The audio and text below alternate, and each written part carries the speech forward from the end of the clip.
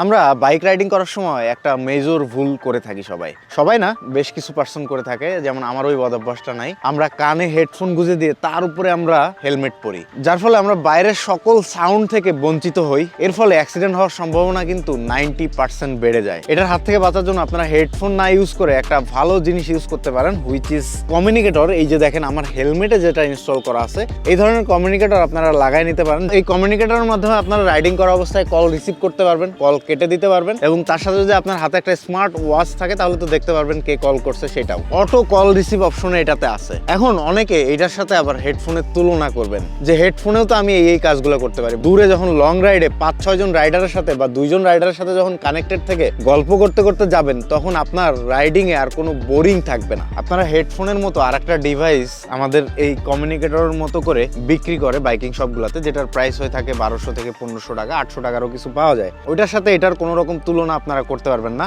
কারণ এইটাতে অনেকগুলা ফিচার আছে, বাট ওইটা সম্পূর্ণ হেডফোনের মতো কাজ করে। সো আমার এত কিছু দেখানোর উদ্দেশ্য হচ্ছে ওইটা 1500 টাকা দিয়ে না কিনে বাজেট ডাবল করেন বা আর একটু বাড়িয়ে হইলেও কমিউনিকেটর ইউজ করেন। ঢাকা শহরের জ্যামেও কিন্তু কমিউনিকেটর খুব মজা আছে, এটা জাস্ট ইউজ না করা পর্যন্ত আপনারা বুঝতে পারবেন না। আর কমিউনিকেটর যারা ইউজ করবেন তাদের জন্য ছোট্ট একটা টিপস দেই, কমিউনিকেটরে কিন্তু চাইলে গান শুনতে শুনতে রাইড করা যায়, বাট এটা অ্যাভয়েড করার ট্রাই করবেন যে অন্য আরেকটা রাইডারের সাথে কমিউনিকেট করে রাইড করা, তাহলে দেখবেন রাইড আরো স্মুথ হয়ে গেছে।